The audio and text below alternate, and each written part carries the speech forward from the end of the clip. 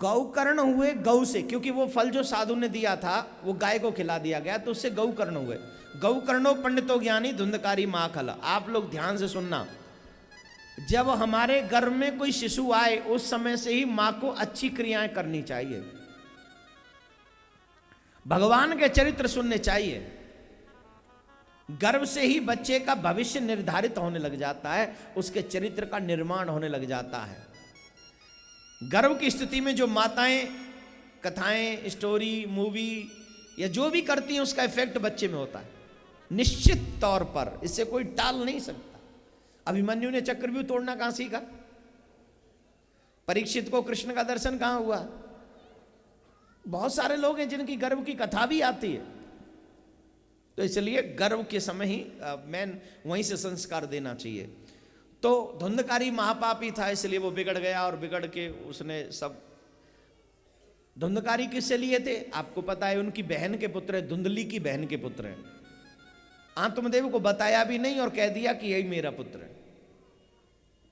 वो महापापी है। और जब वो रोने लगे तो गौकर्ण जी महाराज ने कहा, धर्म भज सततम तजलोक धर्मान सेव सुसाद पुरुषान जय काम तृष्णा। अगर भगवान को पाना चाहते हो तो निष्काम भक्ति करो, साधुओं की सेवा, भगवान की कथा का श्रवण करो।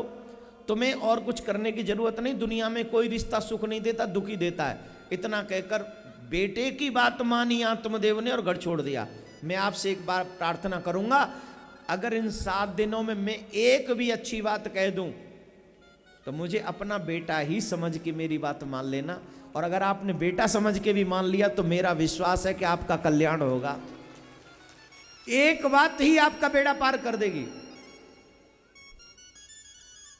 आत्मदेव गए, धुंधकारी बड़ा हुआ, मदिरा पान करने लगा, वैश्यागमन करने लगा। हे मेरे प्यारे श्रोताओं, आपसे एक प्रार्थना करूंगा, अपने बच्चों को व्यसनों से बचाओ। ये 2-3 व्यसन बड़े गंदे हैं, जुआ खेलना, मदिरा पीना और वैश्यागमन करना। ये 3 ऐसे खतरनाक विषय हैं। इन विषयों में आने के बाद आपका बच्चा न सिर्फ अपना नाश करता है अपितु अपनी पूरी पीढ़ी का नाश कर देता है। अपने माँ बाप की भक्ति को डैमेज करता है, आने वाले पीढ़ी के भविष्य को डैमेज करता है। अगर आपके घर में बच्चा मदिरा पीने लग जाए, जुआ खेलने लग जाए, बाहर घूमने लग जाए, तो समझना अब इस परिवार का कभी कल्याण नहीं हो सकता। धीरे धीरे डैमेज होगा और खत्म हो जाएगा। इसलिए इन 3 चीजों से अपने बच्चे को बचाइए, जुआ, मदिरा और वैश्यागमन। यह महापाप है, यह विनाश की शुरुआत है। ये बहुत बड़े विकराल पाप है मेरे भाई बहन। धुंधकारी में एसी में पड़ा तो उसका सारा धन समाप्त हो गया। एक दिन अपनी माँ को पीटा तो माँ भी रात्रि में कुएं में कूद कर गोविंदाय नमो नमः। आत्मदेव चले गए, फिर गौकर्ण जी चले गए। धुंधकारी घर में 4-5 उन बुरी स्त्रियों को ले आया। उन्हीं स्त्रियों ने उसे चारपाई से बांधा और मार दिया। मरने के बाद प्रेत बन गया। गौकर्ण जी महाराज को पता चला। गौकर्ण जी महाराज ने उसकी मुक्ति के लिए भागवत कही। और जब भागवत पूरी हुई तो 7वें दिन आकाश से विमान आया और विमान में धुंधकारी सवार होकर भगवान के धाम के लिए प्रस्थान करता है। बोलो भागवत महापुराण की जय। अब 7वें दिन यहां भी विमान आएगा। बताओ किस किस को चलना है? हाँ बिल्कुल चलो। नहीं मजाक नहीं कर रहा हूं, कहीं आप हाथ उठा रहे हो ऐसे ही। हाँ, जैसे ही हाथ उठाओगे वहां रिजर्वेशन हो जाएगा आपका 7वें दिन का। फिर ये मत कहना कि मेरे तो नाते की शादी है महाराज, छुट्टी दे दो। उस दिन तो कई लोग घर में नहीं आएंगे। घर में भी नहीं आए तो चिंता मत करना, मुझे ही तो तुम्हारा एड्रेस नहीं मालूम है, उनको तो सब कुछ मालूम है जो ऊपर से आएंगे विमान लेके। अब बोलो किस किस ने चलना है? अरे ये तो संख्या बढ़ गई। चलना है? शांति से श्रवण करें। ये मत सोचना कि मैं मजाक कर रहा हूं। विमान भागवत के बाद आता है, आपको यकीन नहीं होगा। आगरा आपसे कितना दूर है?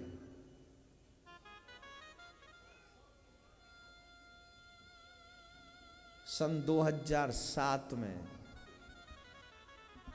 अभी कितना चल रहा है? कितनी साल पुरानी बात है? सन 2007 में हमने आगरा में कथा की थी और कथा के 7वें दिन जिजमान की माँ, जिनकी उम्र थी मे बी 60-66, 7वें दिन कथा पूर्ति होने के बाद कथा पंडाल में, यूँ नहीं कि बीमार थी, चली अपनी मर्जी से आई, तैयार होके आई पूरी कथा में, और कथा में नृत्य करते करते आखिरी भजन हम गा रहे थे, उस भजन पर नृत्य करते करते जब वो बैठने लगी तो उनकी बहुआ ने पूछा, माता जी बैठ जाओ, गर्मी लग रही होगी, हम हवा कर देते हैं, थक गई होगी। तो माता जी कहती हैं, बेटा तुम बिल्कुल परेशान मत हो, मेरे लिए आकाश विमान आ गया है, डोला आ गया है भगवान के यहाँ से। और ये मैं आपके बहुत नजदीक की बात बता रहा हूं मेरे प्यारे, आगरा की कमला नगर, और एड्रेस दूं, उन दोनों के नाम बता दूं, उनके बच्चों के,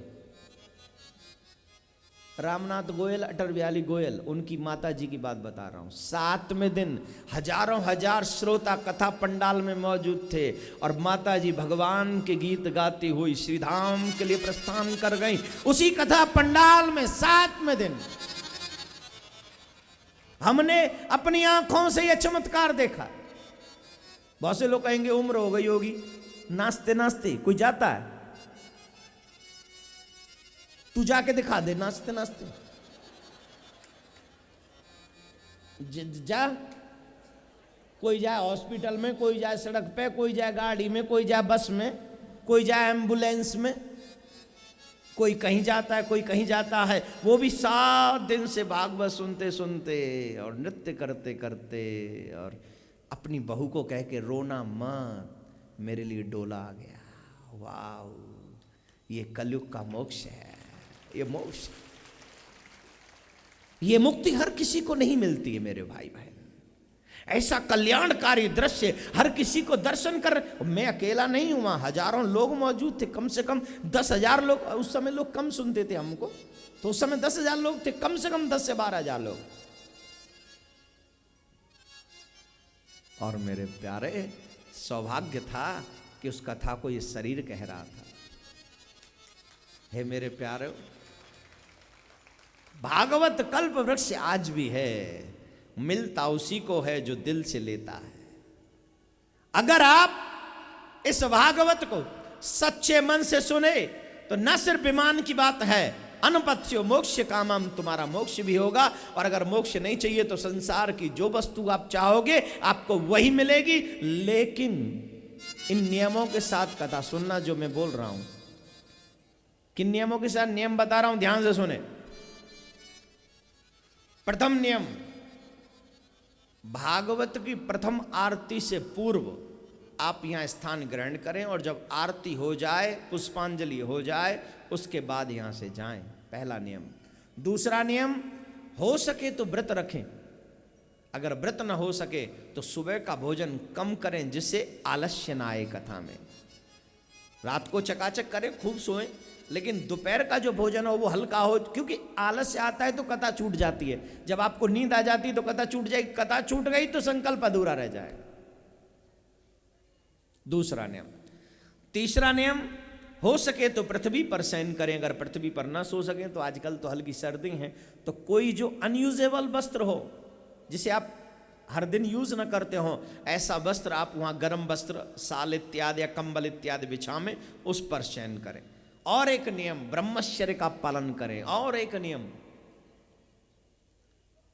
इन 7 दिनों में किसी से मन से, वचन से, कर्म से ऐसा कोई बिहेवियर ना हो कि तुम्हारी वजह से सामने वाला परेशान हो जाए, उसे क्रोध आ जाए, वो दुखी हो जाए।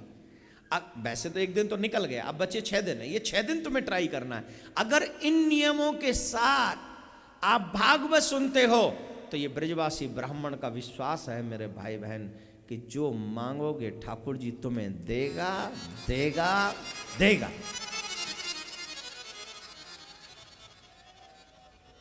और अगर इन नियमों का पालन करो आप, तो ऐसा कुछ भी नहीं है जो आपको न मिल जाए। और जिसे दुनिया की कोई वस्तु नहीं चाहिए, उसे अनुपथ्यो मोक्ष कामाम, ठाकुर जी तुम्हें अपने धाम में ही स्थान देंगे और पुनर्जन्म नहीं होगा। एक और बात बता दूं, you are selected people in this city. जो पहले दिन से आप कथा सुन रहे हो, ठाकुर जी की मर्जी के बगैर यहां कोई परिंदा भी पर नहीं मार सकता। और तुम तो समंदे पिछले 3 घंटे से बैठे हो, इसका मतलब है ठाकुर जी तुम्हें सेलेक्ट करके लाया है। और एक बात तो मैं जानता हूं, मेरे ठाकुर जी का सिलेक्शन गलत नहीं हो सकता। अगर आ गए हो तो उस आज्ञा का पालन करना, ठाकुर जी की कृपा को अनुभव करना, जीवन में इस कृपा को मिस मत होने देना।